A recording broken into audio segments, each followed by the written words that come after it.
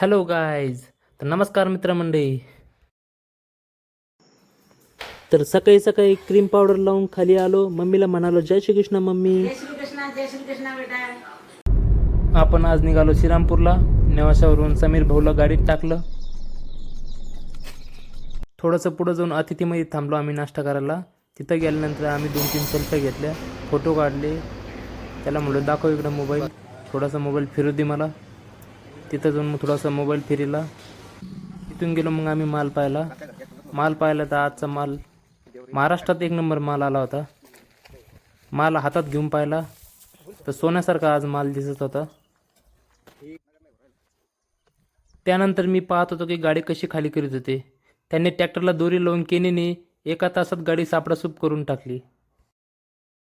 त्यानंतर दुसऱ्या गाडीपाशी गेलो आम्ही. ते फाळकं उघडत नव्हतं. त्यांना म्हणलो पहार वापरा. पहारने त्यांनी जोर लावला, मग फाळकं उघडलं. त्यानंतर सोन्यासारखाच माल खाली पडायला लागला. त्यानंतर मालापाशी गेलो मी, माल पाहिला. आजचा माल एवढा भारी आला होता की कस्टमरनी माल पाहून 2 गाड्याची ऑर्डर अजून जास्त दिली. ऑर्डर घेतल्यानंतर गाडी काढून आम्ही निघालो घरी. मग तेवढ्यात दिल्लीवरून 2 भावांचे फोन आले.